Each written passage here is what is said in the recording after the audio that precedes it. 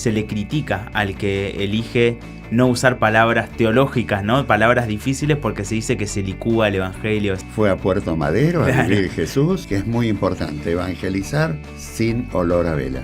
Va a salir Jesús, pero va a salir por la vivencia del pueblo. Claro. La iglesia preconciliar era una iglesia muy estructurada, con poca comunicación con el mundo, Mira. estaba como encerrada, con miedo, con defensas. ¿Cuál era la definición cuando yo era chico de la iglesia? La iglesia es la sociedad perfecta, integrada por el Papa, los obispos, y los ¿Y laicos no dónde entraba aparecían. yo? Claro. Los laicos no entraban. El concilio comienza con el tema del pueblo de Dios. ¿Y qué era el pueblo de Dios para el concilio? Eran los creyentes en Jesucristo y los hombres de buena voluntad.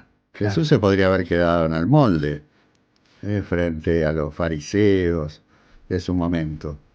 Jesús se jugó y salió en defensa de los pobres. Bueno, la iglesia de hoy tiene que jugarse por los pobres, porque la realidad social es muy dura en nuestro país. Hace 40 años comenzamos nuestra historia aquí en Producciones Luján. ¿Cómo redactábamos? Y bueno, agarrábamos el diario Crónica y utilizábamos el lenguaje de crónica. Que una persona que no tenía terminado su primario nos pudiera entender. Pudiera entender. Con mucha alegría hoy estamos con el padre Carlos Moya. Bienvenido, Carlos, ¿cómo estás? Buenas tardes, una alegría estar con ustedes. Este año, desde principio de año, estamos diciendo que cumplimos 40 años de Producciones Luján y necesitábamos tener en primera persona a uno de los protagonistas, ¿no? De que esta locura cumpla 40 años. ¿Cómo te sentís con eso? Es cierto, hace 40 años comenzamos nuestra historia aquí en Producciones Luján. Y bueno, esto me trae muchos recuerdos. Tu historia comenzó mucho antes de 40 años. Exactamente, de Producciones ¿no? Luján. En los años 60 Sí. comencé a tener un programa en Radio del Plata. Mirá. Y un microprograma. Y bueno, ahí me enganché con la radio. Y hasta el día de hoy sigo en la radio. Seguís en la radio, mirá. Que al final la radio como medio, con sus características, pero con la comunicación, ¿no? Como dándole mucha importancia a generar espacios, a hacer puentes de comunicación. Claro, la radio, una forma de integración comunitaria, ¿no? Aunque esta era una radio de Buenos Aires, pero porque eran muy pocas las radios que no fueran AM. Claro. No existía la FM y el costo de una radio AM era imposible para cualquier Como comunidad. para tener una en tu casa, claro. Entonces, las FM aparecieron en los años 80. Pero bueno, yo ahí me pareció que lo del Centro Luján fue fruto de una iglesia de los años 60. Ok. Que fue la iglesia de los documentos del concilio. O sea, ubiquémonos. La iglesia preconciliar era una iglesia muy estructurada, con poca comunicación con el mundo. Mira. Estaba como encerrada, con miedo, con defensas. Digamos, como sería ahora el grupito este de los lefebristas. Claro, claro. Pensando en una sociedad muy vertical, en una sociedad cerrada al diálogo del mundo. Sí, quizás poco inculturizada con la realidad social de las comunidades que son la iglesia, ¿no? No, con el mundo, ¿no? El concilio, ¿qué es lo que trae? Bueno, la novedad del concilio. Pensarse de otra manera que era la iglesia. ¿Cuál era la definición cuando yo era chico de la iglesia? La iglesia es la sociedad perfecta, integrada por el Papa, los obispos, los sacerdotes. Y los laicos no aparecían. ¿Y dónde entraba yo? Claro. Los laicos no entraban. Mirá. Buah. El concilio comienza con el tema del pueblo de Dios. ¿Y qué era el pueblo de Dios para el concilio? Eran los creyentes en Jesucristo y los hombres de buena voluntad. Entonces abrió el espectro para, bueno, cómo se relacionaba la iglesia con los hombres de buena voluntad. No solamente los bautizados, sino todos los hombres de buena voluntad. Y así sale Gaudium et Spes, gozo y esperanza. Se vivía un mundo como de esperanza, ¿no? Novedades nuevas, la tecnología, la política menos agresiva. Era un mundo promisorio y por eso está el concilio muy lleno de todo eso. ¿Vos cuántos años tenías en esa...? 20 años. ¿Y ya estabas en el seminario? A los 20 entré A los al 20. seminario. O sea, ¿cómo fue? Porque se me ocurre, teníamos una iglesia muy diferente a la postconciliar, aunque aún nos queda mucho, imagino, ahora vamos a hablar de eso. Pero vos entraste al seminario para ser sacerdote ¿de qué iglesia? De una iglesia postconciliar. De una iglesia nueva, ok. Eso fue lo que te llamó... Claro, y el seminario era postconciliar, Okay. no era el seminario conciliar de Trento, Claro. que había sido hasta los años 60. Hasta ahí, claro. Hasta ahí. Bueno, entonces, era un mundo nuevo. ¿Eso qué es lo que provocó? Un gran desarrollo pastoral. Ahí la iglesia se hizo presente en el mundo de los jóvenes, en el mundo obrero, en el mundo de la cultura. Bueno, fueron aperturas que se dieron. Y esto provocó que miráramos con mucha inquietud cómo hacernos presentes en este mundo. Claro. Y los medios de comunicación era una forma. No había nada, no existía nada. Como mucho, los obispos les interesaba que en la nación saliera una noticia sobre la diócesis cada tanto. Claro, claro. No era había lo único. Nada más. Perdón, y hablando del concilio este que cambió nuestro modo de ser iglesia, de ver iglesia y de hacer, ¿no? Como iglesia, ¿qué lugar tuvieron los laicos en ese, tuvieron los laicos en ese Ahí concilio? fue la expansión de todo eso, claro. Y un gran movimiento pastoral. Bien. Bueno, había tensiones en la iglesia y esas tensiones provocaron miedos, ¿no?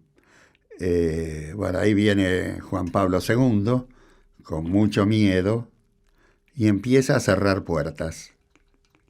Nosotros vivíamos de la iglesia del concilio, pero después teníamos la iglesia de Juan Pablo II, que era la iglesia que se cerraba nuevamente. Que le costaba responder a esa nueva oleada y que empieza a limitarse. Empieza a limitarse y empieza a perseguir a los obispos que estaban en el concilio. Claro.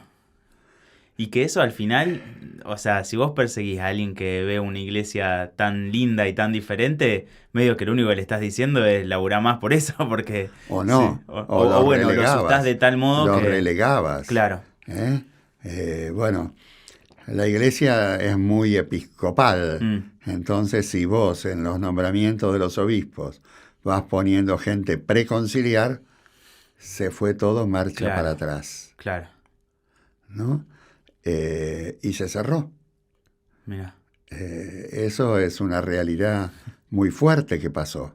Claro. Se cerró los seminarios, volvieron todos para atrás. Nosotros, como seminaristas, promovidos por el seminario, teníamos un trabajo afuera, no eclesiástico. Mirá. Y eso nos hacía mantener una vida de acuerdo al mundo de hoy. Claro, sí. Bueno, todo eso se cerró. Se cerraron la salida del seminario. Era un internado cerrado. Mira. Viste, bueno, la Facultad de Teología estaba abierta a los laicos y a las congregaciones. Bueno, eso, aperturas. Había un centro de estudiantes en la facultad. Mirá. Con sus cosas positivas y negativas, pero existía. Sí, pero hablando de organización estudiantil, digamos, hablando de derechos, ¿no? Como hablando... Mirá. Bueno, en ese mundo, bueno, se nos desafiaba y se nos apoyaba para que hiciéramos el Centro Luján. Bien. Y ahí comenzamos un grupo de 5 o 6 personas que teníamos una experiencia de comunicación popular. Porque ¿cuál es la tentación en un medio de comunicación? Ponerse traje de clase media. Ok. Y como clase media, responder a un nivel intelectual. Y nosotros Como el trabajo... convivir con las masas e intentar aspirar a más, algo No, así, ¿sería no, o qué? no convivir con las masas. Un lenguaje que solamente lo entienden los de las universidades Mira. o de barrios establecidos. Ok. Nosotros lo que intentábamos era que el pueblo popular nos entendiera. Bueno, eso era un trabajo difícil porque nosotros éramos todos universitarios, pero logramos el traspaso, tanto de mentalidad como de instrumentalización. Y para eso, bueno, nos poníamos, ¿cómo redactábamos? Y bueno, agarrábamos el diario Crónica y utilizábamos el lenguaje de Crónica. Y lo segundo, que una persona que no tenía terminado su primario nos pudiera entender. Pero quiero hacer una pausa. Esos 4 o 5 que estuvieron en esos cimientos de Luján, ¿quiénes eran? Nombres. Esteban Felgueras, sí.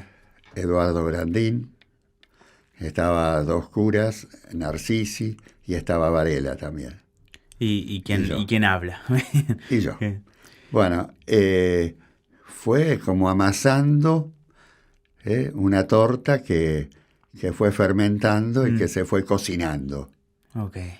Y de ahí surgió este fenómeno. Hubo algo que a mí me impresionó mucho. Viste, había una señora en la curia que falleció este año. Que, viste, yo le llevé los CD para que los viera. Dice, esto es bueno, porque son religiosos, pero no tienen olor a cirio. ¿Cuál es la tentación que podemos tener los que estamos en la iglesia? Y los que estamos en las parroquias, eso, lo otro. Y bueno, hacer cosas con olor a cirio. Y no con olor a pueblo, a oveja. Con olor a pueblo. Y creer que son los curas los que tienen que hablar. Claro. No. Tiene que ser el pueblo. Te hago ahí como una interrupción porque hoy también cuando se habla de comunicación compartían el mismo público con Crónica, que seguramente era un público muy popular, que de pronto podría o no haber terminado el primario, por eso entendía ciertas cosas de un modo u otro. Hay veces que con el Evangelio, con la Iglesia, con Dios, se le critica al que elige no usar palabras teológicas, ¿no? Palabras difíciles porque se dice que se licúa el Evangelio, se dice que como que se borra la verdad por hablar fácil, si querés. ¿Y ¿qué le respondemos? Jesús cómo hablaba? Claro. ¿A qué seminario o facultad? ¿O a qué fue a Puerto Madero a vivir Jesús? Claro. ¿Viste? Y me parece que nosotros tenemos que tener metido eso para ser fieles a la historia del Centro Luján. Porque por ahí la cambiamos y bueno, pero esto no fue. Y además es lo original del Centro Luján. Los demás hacen otras cosas. Claro. Sin criticar, porque hay públicos para todo. Pero hubo una opción por los pobres, que eso surgió del concilio y surgió de Medellín y de San Miguel, el documento de San Miguel. Y de Jesús, en definitiva. Surge de Jesús, pero la iglesia latinoamericana y la iglesia argentina en un momento hicieron una opción por los pobres. Entonces creo que eso fue una mirada, se tenía en cuenta esa mirada. ¿Viste? Si venís de una parroquia, venís... No lo descubrís eso. Claro. Entonces que lo que uno hace se pueda ver, se pueda escuchar en Humahuaca, se puede escuchar en Barrio Norte y se puede escuchar en la Patagonia. Y se pueda comprender igual y pueda llegar a esos tres públicos tan diferentes. Exactamente. ¿Cómo fue ese principio? Porque habrá sido un desafío inventar o repensar ese lenguaje. Veníamos de la historia de Pan y Trabajo. Mira, que es la revista... Que era la revista del Santuario. Vos tenés que conseguirte revistas Pan y Trabajo. Y ahí vas a ver las temáticas. Bien. Y ahí vas a ver los lenguajes. Y eso creo que te va a ayudar a poder ubicarte, porque si no... no... Con los profesores de la Facultad de Teología no llegás. No vamos a encontrar, claro. No llegás. Está bueno. Viste, digo, sí, es lindo hablar, difícil hablar esto, pero el otro, pero no. uno se tiene que convertir. Se tiene Y como tenés que descubrir el pobrerío. Tenés que viajar al interior. Bueno, y al final el público objetivo de Jesús eran los pobres, ¿no? Eran los que estaban en las Sí, afueras. y Zaqueo también lo entendía. Y Zaqueo también. Y gloria a Dios a los que laburamos todos los días por intentar seguir compartiéndoles ese evangelio Claro, a pero ellos, ¿no? Sin uno olvidarnos. tiene que hacer una conversión mental, A ver. ¿viste? Si vos no salís al interior, si no vas a la villa, nunca vas a poder entender ese mundo. Me parece que es interesante, que no es ir a misionar. Claro, que es ir a hacer No. pueblo con el pueblo, digamos. No, es acompañar las vivencias de la gente. En estos 40 años y más, has seguro caminado un montón. Me contaron que anduviste hasta por la Amazonía, o sea que te fuiste, que pasaste a Argentina. ¿Cómo fue ese camino? ¿Qué experiencia has visto? ¿Por dónde anduviste? Descubriendo también, ¿no? Las Acompañando cosas la vida. que te estoy diciendo. Yo creo que no hay mucha gente que te haga este planteo de la comunicación. Sí. Es un planteo distinto. No es el planteo de Canal 13. Ni hablar. ¿Ves? Entonces me parece que bueno, la originalidad de Centro Luján tiene que ser esa.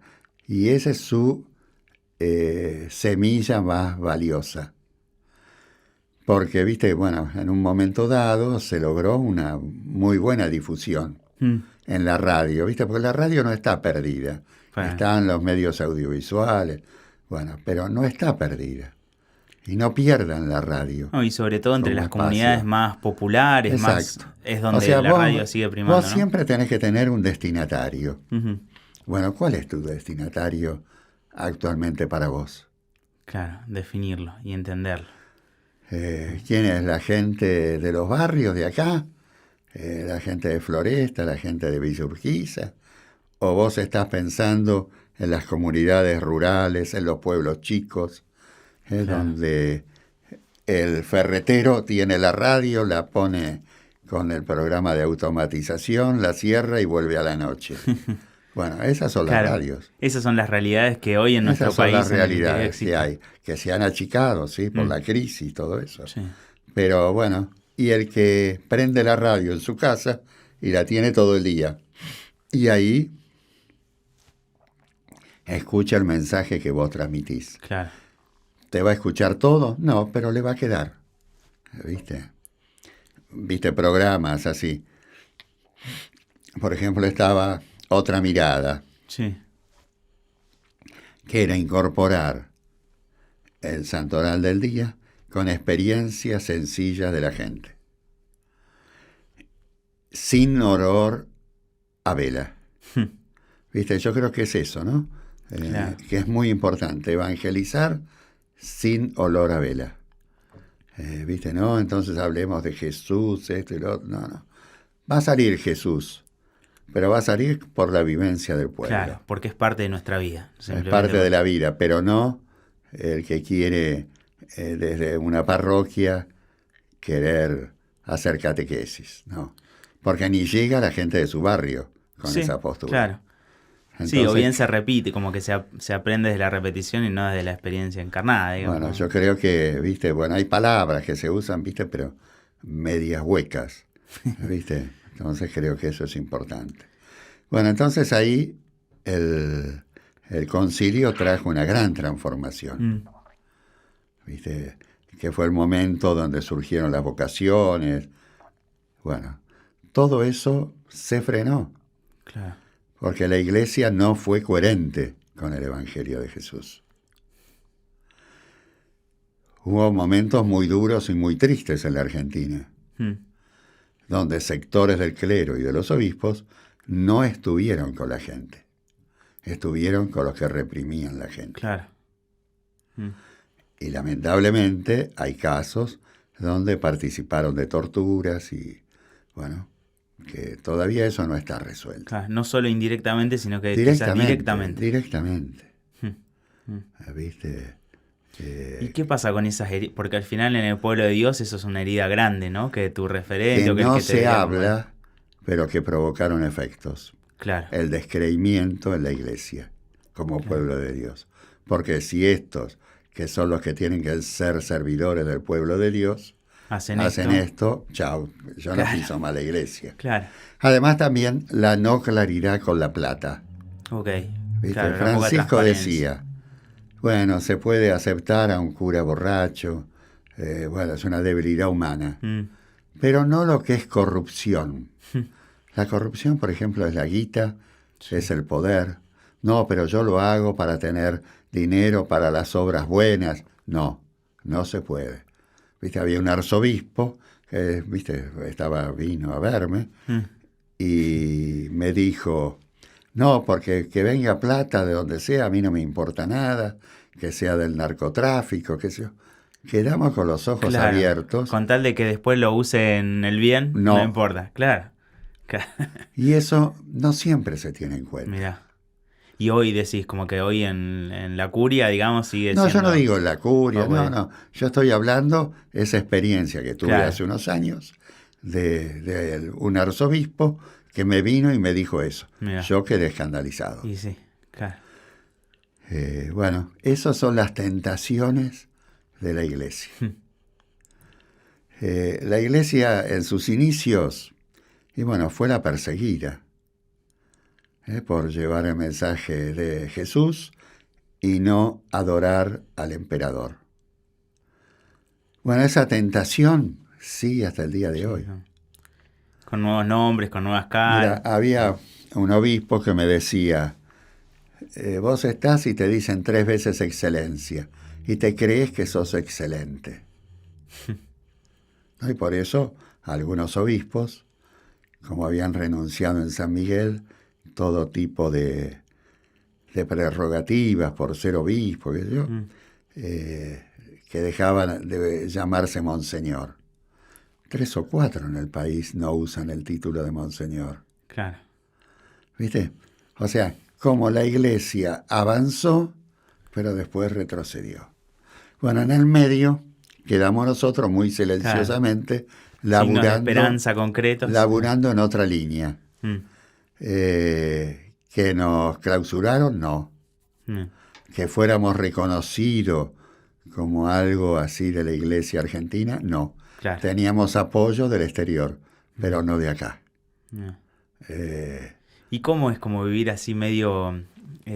porque no sería huérfano, porque al final sí hay comunidades que apoyan, ¿no? Más allá de lo económico del exterior, hay una gran comunidad que hace que Producciones Luján haya caminado, pero a veces cuesta cuando uno no tiene como el apoyo o el acompañamiento, por lo menos el visto bueno, de los que deberían acompañar. ¿Sabés quién era? ¿Quién obró así?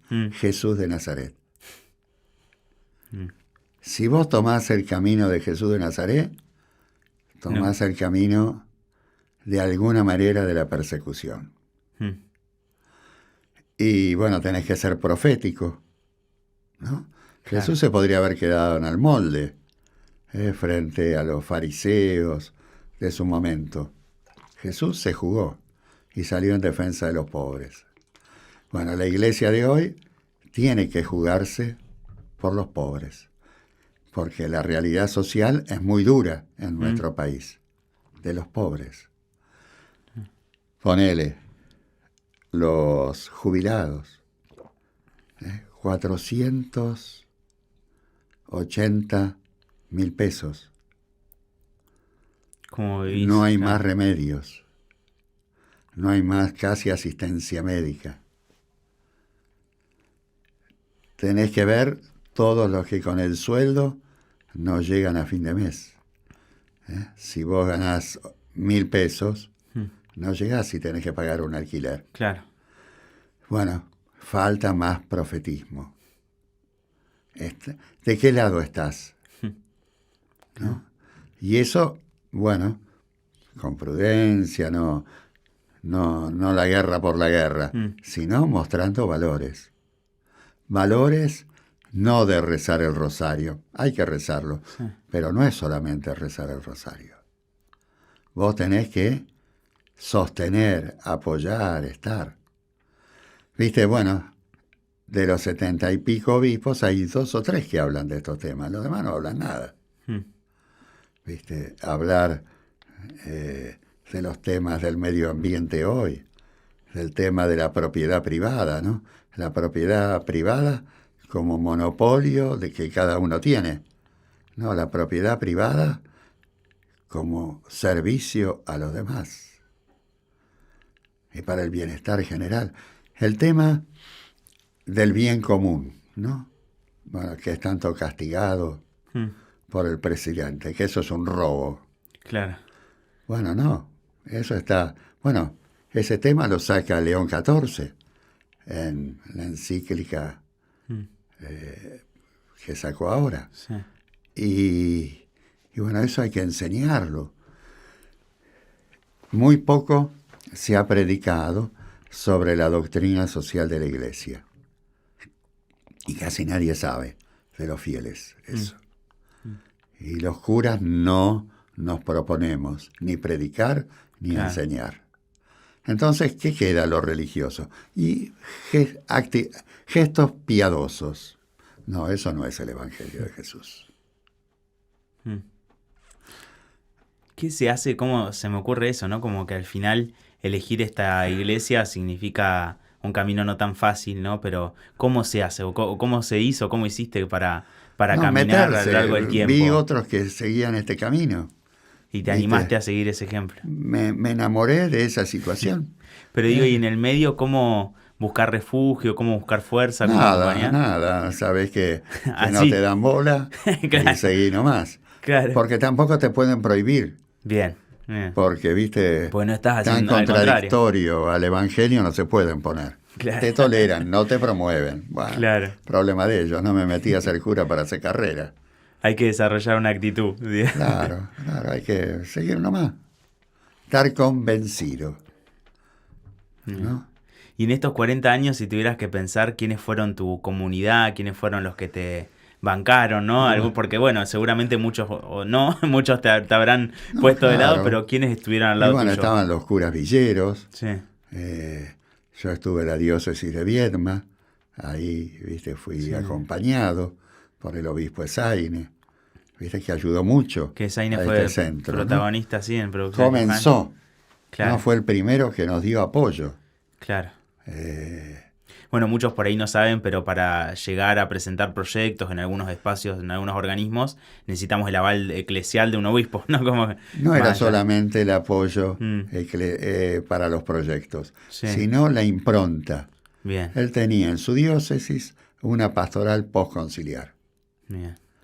¿No? Que todavía sigue con idas y vueltas, pero sigue eso. Sí, es su legado, digamos, por esa búsqueda. Su legado. Así que... ¿Qué nos pasa que no queremos aplicar el concilio? ¿Qué pasa que no queremos seguir?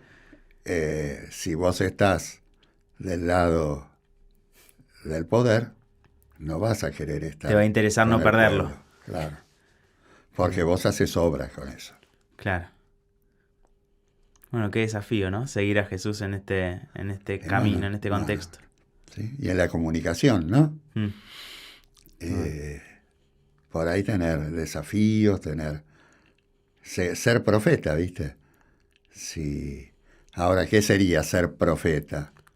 Hoy, y bueno, promover el mundo de los pobres, promover los que no llegan a fin de mes. Bueno, ¿qué medios les ofreces en los programas para que puedan tener más recursos?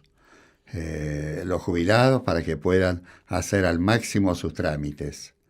¿Viste? Los desocupados, ¿dónde pueden ir a prepararse para hacer los currículum para que los puedan tomar? ¿Viste? Todos esos casos, ¿no? Creo que ahí está. ¿Viste? No es hablar del Evangelio, pero estás hablando del Evangelio. Claro, sí, está bien. Y no estás actuando el Evangelio, no estás haciéndolo realidad. Estás obrando el Evangelio. ¿No? Y creo que eso es el anhelo que ustedes tienen que tener.